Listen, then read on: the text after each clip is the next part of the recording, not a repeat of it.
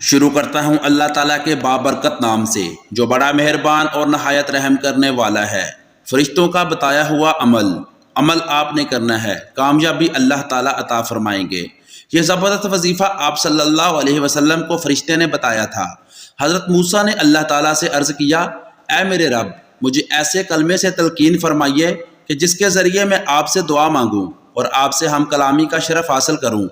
اللہ تعالیٰ نے ارشاد فرمایا، اے موسیٰ، کہو لا الہ الا اللہ محمد الرسول اللہ۔ موسیٰ نے عرض کیا، سبھی لوگ یہی کلمہ پڑھتے ہیں۔ اللہ تعالیٰ نے فرمایا، اگر 7 آسمان اور زمین ایک طرف ہوں اور کلمہ طیبہ دوسری طرف تو کلمہ طیبہ کا پلڑا بھاری ہوگا۔ حضرت ابو ہریرہ سے روایت ہے کہ حضرت صلی اللہ علیہ وسلم سے میں نے سوال کیا، یا رسول اللہ، قیامت کے دن آپ کی شفاعت کا سب سے زیادہ حقدار کون ہوگا؟ آپ نے فرمایا، ابو ہریرہ، میں جانتا تھا کہ تجھ سے پہلے کوئی یہ بات مجھ سے نہیں پوچھتا، کیونکہ میں دیکھتا ہوں کہ تجھے حدیث سننے کی کتنی حرص ہے۔ سب سے زیادہ میری شفاعت کا نصیب ہونا اس شخص کے لیے ہوگا جس نے اپنے دل سے خلوص کے ساتھ کلمہ طیبہ پڑھا ہوگا۔ حضرت اوس بن مالک سے روایت ہے کہ رسول کریم صلی اللہ علیہ وسلم نے فرمایا، میرے رب کی جانب سے میرے پاس فرشتہ آیا، اس نے مجھے اللہ تعالیٰ کی طرف سے 2 باتوں میں سے ایک بات چن لینے کا اختیار دیا، یا تو میری آدھی امت جنت میں داخل ہو جائے یا پوری امت کے لیے شفاعت کا حق مجھے حاصل ہو جائے۔ میں نے شفاعت کو پسند کیا۔ شفاعت ان لوگوں کے لیے جو اس حال میں فوت ہوئے کہ اللہ تعالیٰ کے ساتھ کسی کو شریک نہ ٹھہراتے ہو۔ حضرت عبداللہ بن عباس رضی اللہ تعالی عنہ سے روایت ہے کہ میں نے رسول کریم صلی اللہ علیہ وسلم کے پیچھے سوار تھا۔ آپ صلی اللہ علیہ وسلم نے فرمایا، اے لڑکے، اللہ کے احکامات کی حفاظت کرو، اللہ تعالیٰ تمہاری حفاظت کرے گا۔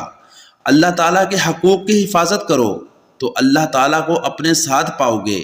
جب تم سوال کا ارادہ کرو تو اللہ تعالیٰ سے سوال کرو۔ اگر مدد طلب کرنی ہو تو اللہ تعالیٰ سے مدد طلب کرو۔ یقین کرو کہ بالفرض تمام مخلوق اگر تمہیں فائدہ پہنچانے کے لیے جمع ہو جائے تو وہ ایک دن ضرور دوزخ سے نکلے گا۔ جس نے کلمہ طیبہ پڑھا اس کے دل میں گیہوں برابر بھلائی ہو تو وہ ایک نہ ایک دن ضرور دوزخ سے نکلے گا۔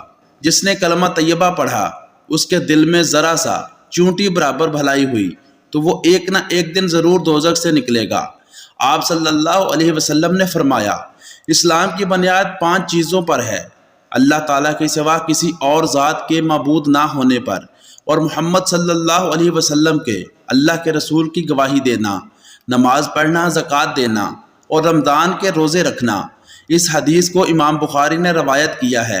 آپ صلی اللہ علیہ وسلم نے فرمایا، سب سے بہتر بات جو میں نے اور مجھ سے پہلے والے نبیوں نے کہی ہے وہ یہ ہے کہ ایک اللہ کے سوا کوئی اور معبود برحق نہیں اور نہ ہی اللہ کا کوئی شریک ہے۔